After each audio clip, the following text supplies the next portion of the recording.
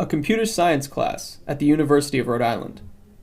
Students helping create the next generation of software. These students may create something great, but what many of them don't know is they may not own it in the end.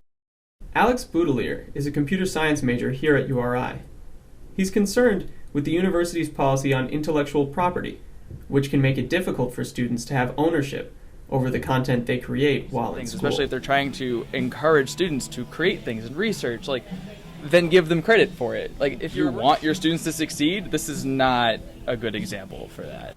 Here at Tyler Hall, Department Chair of Computer Science and Statistics, Joan Peckham, weighed in on the university's policy, one that she was unaware of. Well, I was really surprised by that part of it because several years ago I did visit the research office and got advice on that because I was teaching a software engineering class where students were developing and designing software and wanted to know if they could walk from the classroom after they got their grade and market their product and if they owned it. I sat down with URI's Associate Director of Intellectual Property and Economic Development, Brian Nath, to clarify the issue of intellectual property.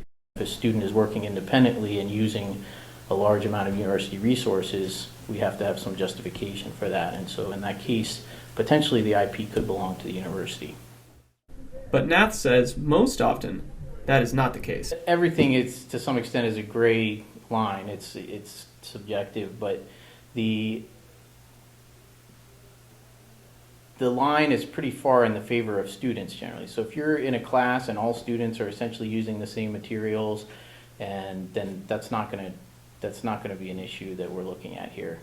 For these students, being aware of URI's policy on intellectual property can help ensure that they own what they create. The university is looking to better inform students, faculty, and staff in the days to come. In Kingston, for URI News, I'm Martin Gallogly.